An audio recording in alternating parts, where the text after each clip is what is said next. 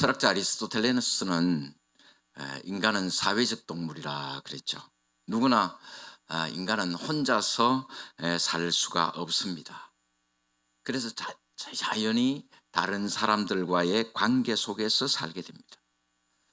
그러므로 다른 사람들과의 관계 속에서 정말 사람다운 모습이 나타나야 되고, 더욱이 우리 예수 믿는 사람들은 예수 믿는 사람다운 그러한 모습이 나타나야 되는 것입니다.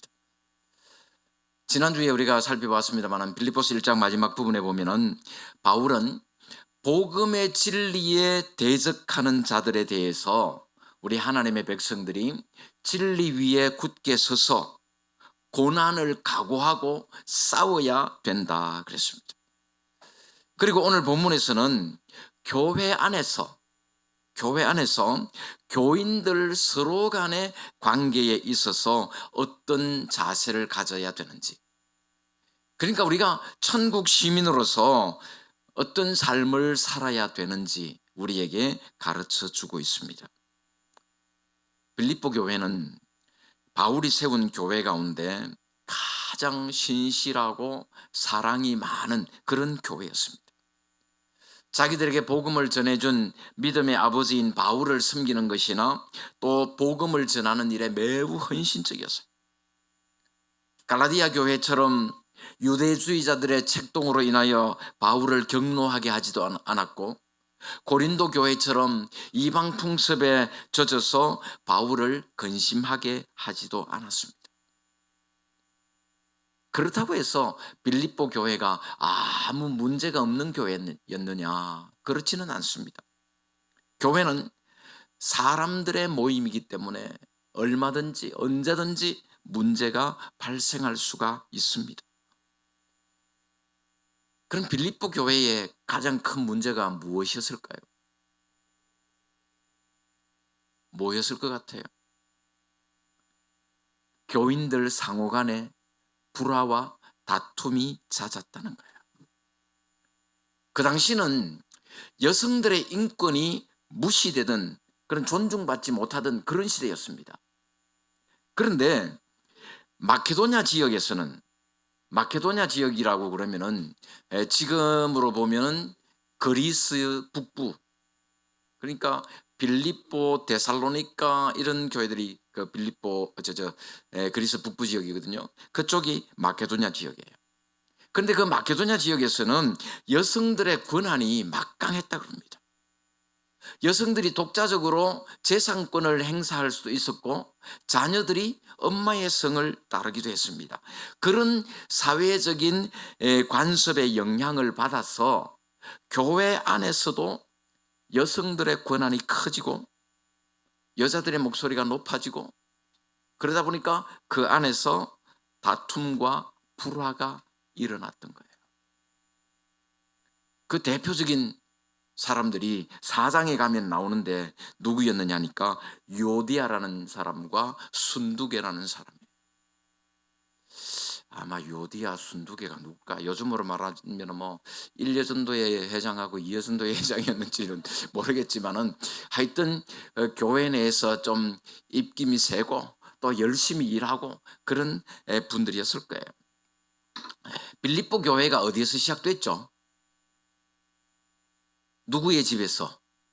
루디아의 집에서 시작이 됐잖아요. 그런 걸 감안해 볼 때 교회 안에서의 어떤 여성들의 위치나 영향력이 대단했을 것이다, 그렇게 짐작을 해볼 수가 있을 거예요.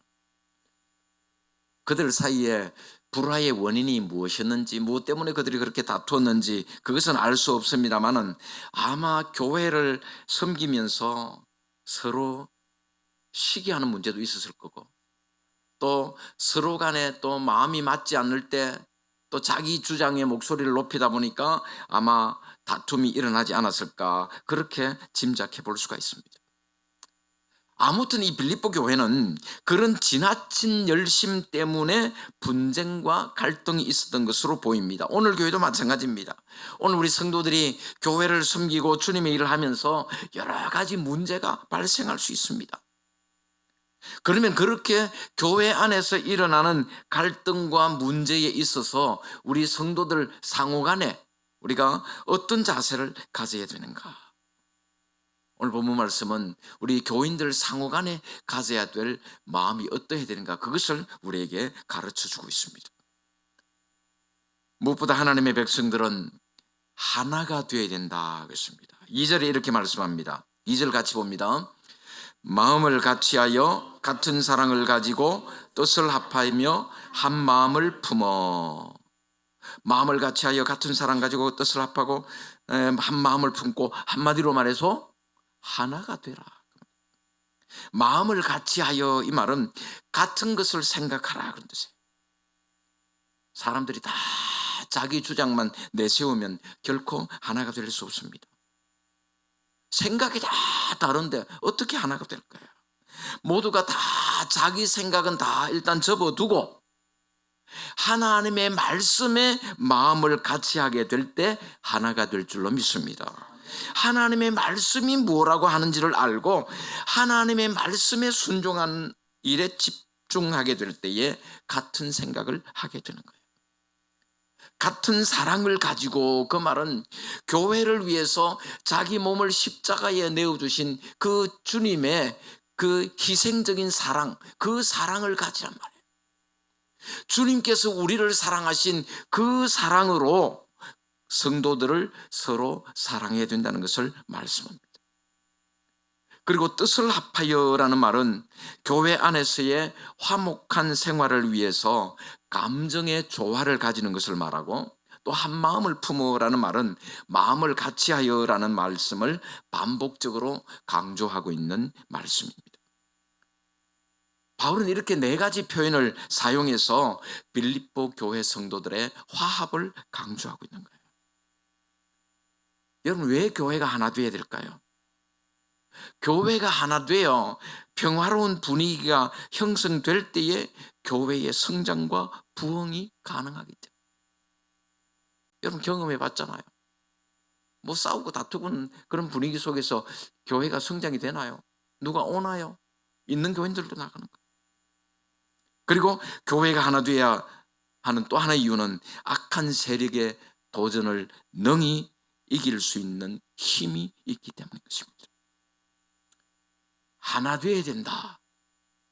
그래서 생각이 다 똑같아야 된다, 그런 말은 아니에요. 하나님은 우리 사람을 똑같이 만들지 않았습니다. 그죠? 지금 지구의 인구가 80억이 넘잖아요. 그 80억 넘는 인구 가운데 소위 말하는 유전자가 똑같은 사람이 있나요? 없잖아요. 하나님은 그 많은 사람들 똑같이 만든 사람이 없어요.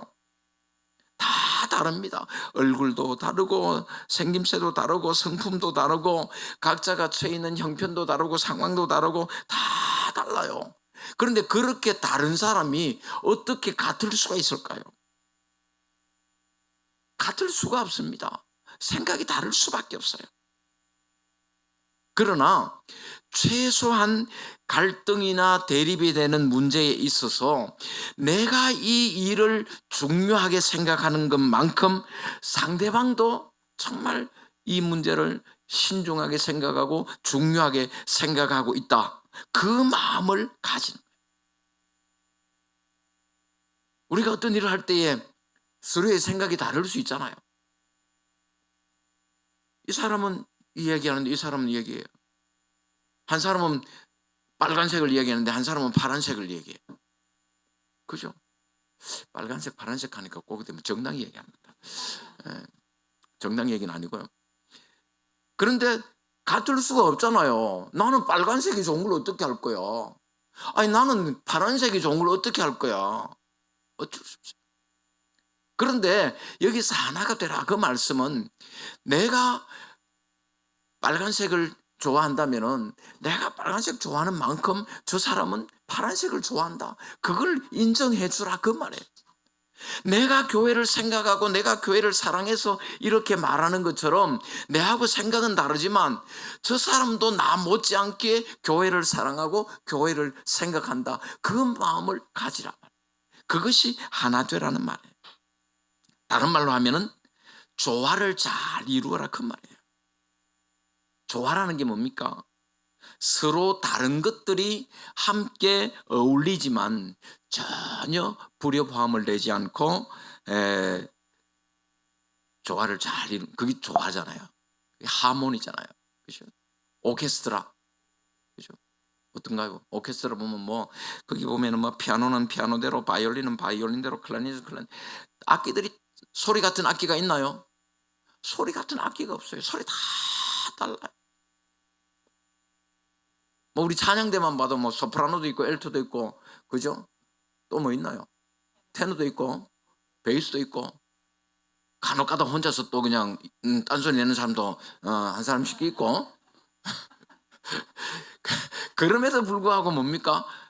하모니를 이루잖아요. 그게 조화라는 거예요. 가을에 산에 단풍 보면 어떻습니까? 빨간색도 있고 노란색도 있고, 너거는 물들어라 하고 그냥 막 나는 독야 청청하리라 하는 나무도 있고, 그게 어울려져서 그게 아름다운 것이지, 산이 똑같이 빨갛다 생각해 보세요. 5살짜리 아이들 그림 그리는 것 마냥 빨갛게, 그게 무슨 재미로 볼 거예요? 교회 안에도 마찬가지입니다. 다른 사람들이 얼마나 많은지 몰라요. 살아가는 형편이 다 달라요. 성격도 달라요. 신앙의 경륜이 다릅니다. 직분도 다릅니다. 받은 은사도 다릅니다. 그런데 다 내 기준에 맞춰가지고 나는 이렇게 생각하는데 니는 와 그러냐? 안 된다. 늘 말씀드리지만은 다른 것하고 틀린 것하고는 우리가 분간할 줄 알아야 돼요. 다른 것을 가지고 틀렸다 그러면은 거기는 뭐가 나요? 싸움밖에 안 나는 거예요. 모두가 상대방의 위치에서 서로를 존중하고 인정해 줘야 됩니다. 그렇게 함으로써 하나님의 백성들은 하나됨을 이루어가야 합니다. 그렇게 하나 되는 것, 그것이 천국 시민이 살아가야 될 삶의 원리인 것입니다. 이처럼 하나님의 백성들은 모든 문제에 있어서 화합하여 서로 하나가 되어야 됩니다. 그럼 하나 되어야 되는 근거는 뭐냐? 우리가 무슨 근거로 하나가 되어야 되느냐?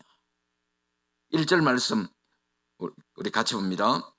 그러므로 그리스도 안에 무슨 권면이나 사랑의 무슨 위로나 성령의 무슨 교제나 긍휼이나 자비가 있거든.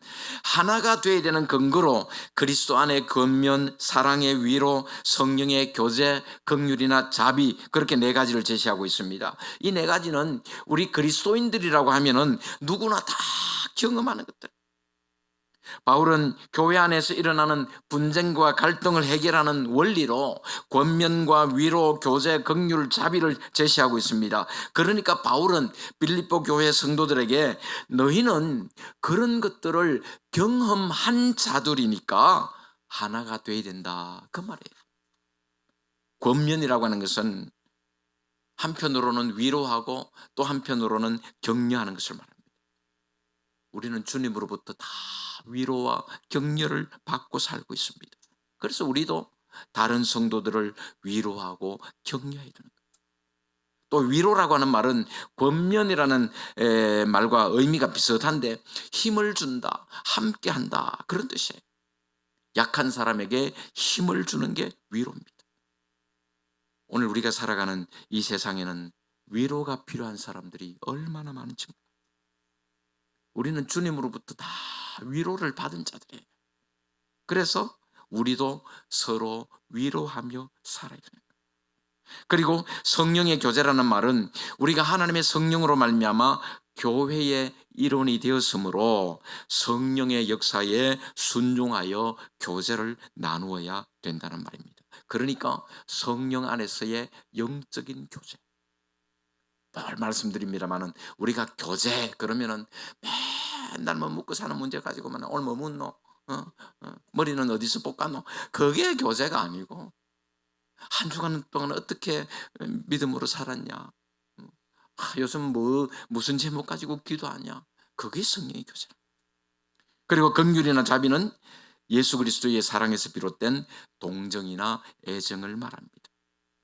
우리 그리스도인들은 연약한 자들이나 어려움에 빠져 있는 사람들에게 긍휼과 자비를 베풀어야 된다 하는 것을 말씀하고 있습니다. 우리는 다 그런 것들을 경험한 자들이에요. 그리스도 안에서 권면도 받고 위로도 받고 성령 안에서 서로 교제를 나누고 그리스도의 깊은 긍휼과 자비를 받고 살아가는 사람들입니다. 그러므로 우리가 이미 받아서 누리는 그런 것들을 다른 사람들과 함께 나누어야 된다, 그 말이에요.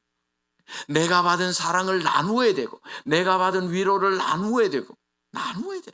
그렇게 사는 것이 하나 되는 길이고 그렇게 하나를 이루는 것, 그것이 천국 시민으로서의 합당한 삶이다 하는 것을 우리에게 가르쳐 주고 있습니다.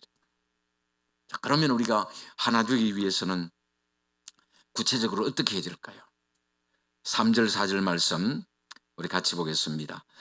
아무 일에든지 다툼이나 허영으로 하지 말고 오직 겸손한 마음으로 각각 자기보다 남을 낮게 여기고 각각 자기 일을 돌볼 뿐더러 또한 각각 다른 사람들의 일을 돌보아 나의 기쁨을 충만하게 하라. 첫째로 우리가 하나 되기 위해서는 다툼과 허영을 버려야 됩니다. 아무 일에든지 다툼이나 허영으로 하지 말라. 다툼이라고 하는 것은 이기적인 어떤 야망을 의미하고 허영이라고 하는 것은 헛된 영광이나 자랑을 의미하는 거예요. 그러한 다툼이나 허영은 신앙 공동체를 파괴하고 분열시키는 가장 무서운 적인 것입니다. 그 대표적인 예가 고린도 교회입니다. 고린도 교회 성도들의 수준이 낮았을까요? 높았을까요? 보통이었을까요?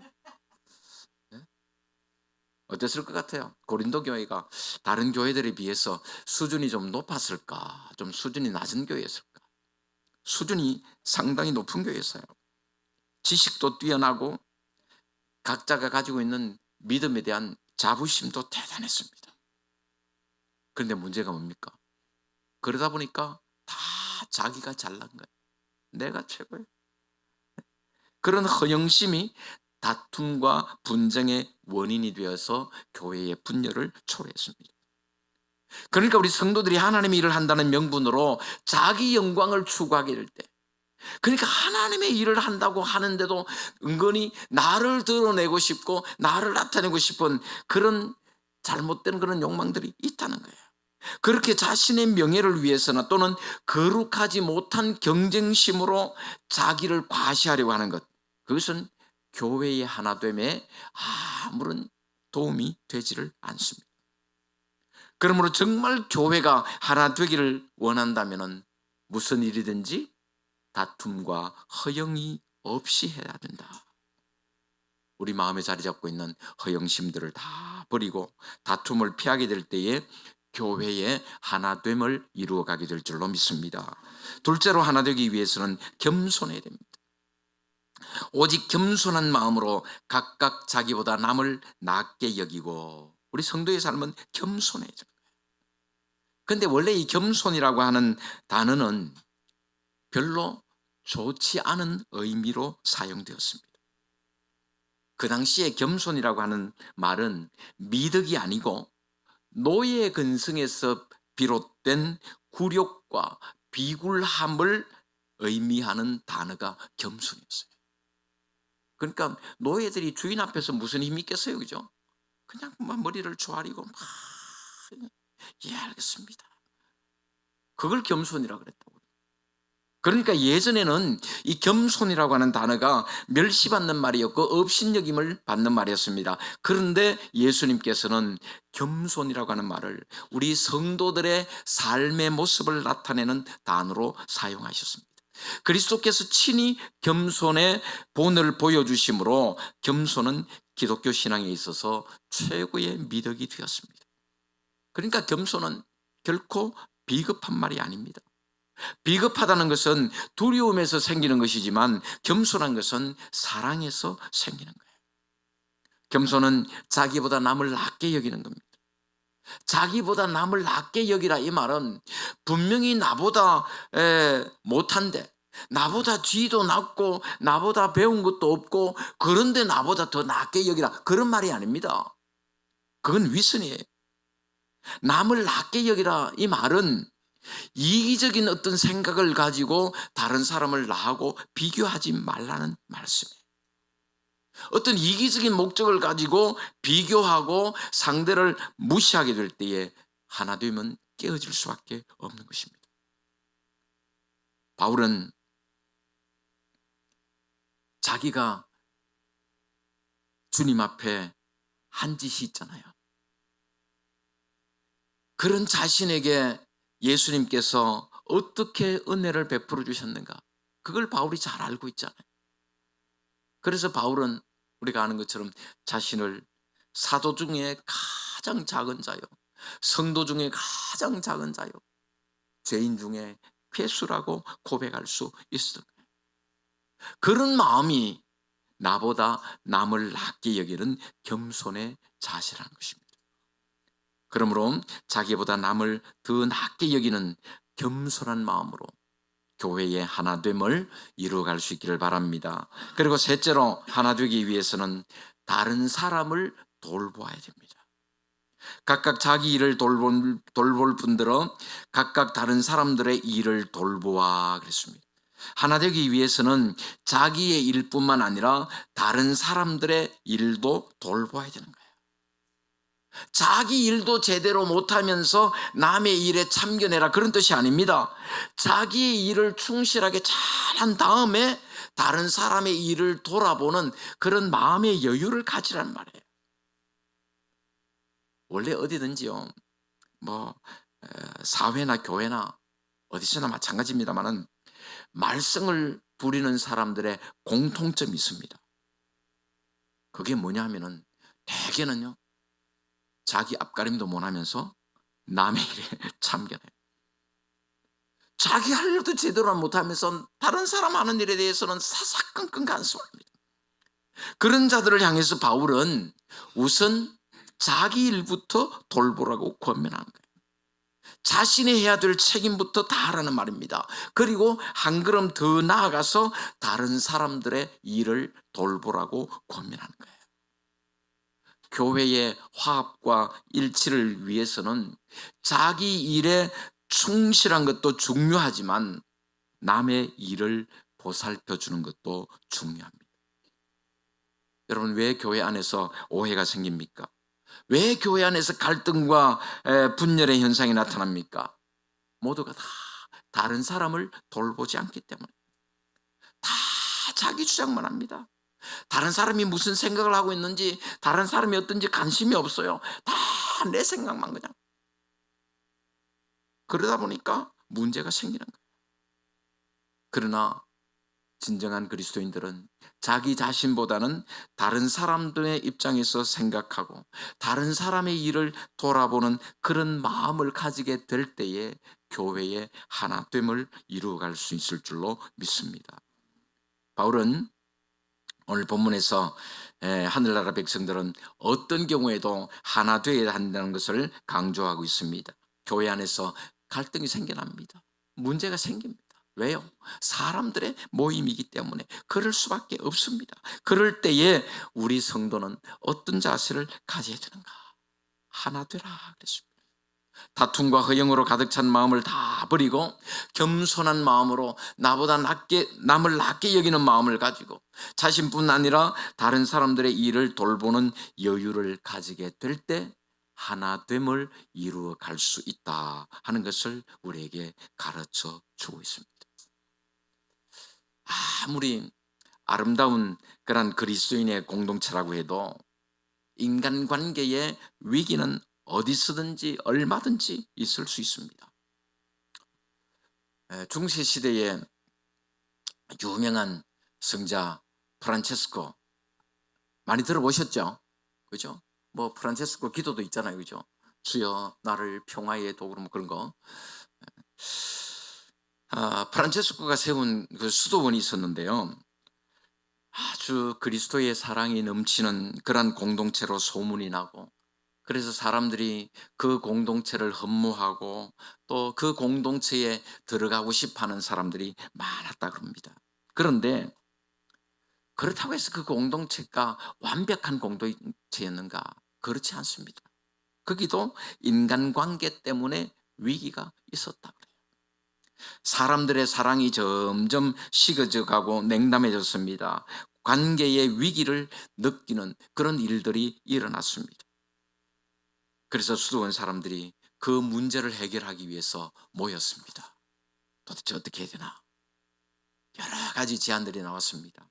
어떤 사람은 우리가 예배를 너무 소홀히 했던 것 같다. 예배를 좀 더 예배에 더 집중하자. 또 어떤 사람은 예배의 방식을 우리 한번 바꿔보자. 또 어떤 사람은 수도원의 훈련이 너무 약해진 것 같다. 훈련을 강화시켜야 된다. 또 어떤 사람은 수도원의 규칙을 강화해야 된다. 그렇게 많은 이야기가 나오는 동안 프란체스코는 한마디 말도 하지 않고 조용히 침묵하고 있었습니다. 그래서 어떤 사람이 물었습니다. 선생님, 우리가 어떻게 해야 된다고 생각하십니까? 프란체스코가 이렇게 말했습니다. 다 쓸데없는 일이다. 문제는 내 안에 교만이야. 내 안에 아직도 교만이 있단 말이야. 그리고 이제 다음 날 전도 여행을 떠나게 됐는데 말이 한 필밖에 없는 거예요. 누가 탔겠어요? 누가 탔을까요? 프란체스코가 탔겠죠. 프란체스코가 그 수도원의 원장이니까. 이제 말은 한 필밖에 없고, 그래 프란체스코가 이제 말을 타고 다른 제자들은 이제 걸어서 그 뒤를 따라갑니다. 근데 프란체스코가 말을 타고 가면서 생각해 보니까 레오나르도라고 하는 형제가 따라오고 있다 하는 것을 생각했습니다. 이 레오나르도라고 하는 형제가 귀족 출신이었는데 이 사람은 다 나는 귀족 출신이야. 그런 들 있잖아요. 그래서 늘 대접받기를 원하고 다른 사람들보다는 좀 더 나은 대접을 받아야 돼. 그런 사람이었어요. 사실 그 사람 때문에 이 수도원의 분위기가 망쳐지고 불화가 일어났던 것입니다. 근데 프란체스코가 말을 타고 이래 가면서 뒤통수가 건질건질한 거예요. 뭔가 저 레오나르도가 나를 기분 나쁘게 째려보고 있구나. 그런 생각이 들면서 하나님, 저 레오나르도 형제를 어떻게 하면 좋겠습니까? 그런 가운데 성령께서 어떤 메시지를 주셨대요. 그래서 프란체스코가 갑자기 말에서 내려가지고는 레오나르도 형제 앞에 무릎을 꿇었다고 합니다. 형제여, 맞습니다. 나는 말을 탈 자격이 없는 사람입니다. 당신이 말을 타야 됩니다. 사실 레오나르도가 그런 생각을 하고 있었던 거예요. 나는 그래도 귀족 출신인데 말이지. 그 말을 듣고 레오나르도 형제가 깨어지기 시작했습니다. 그리고 이렇게 말했다고 합니다. 맞습니다, 형제님.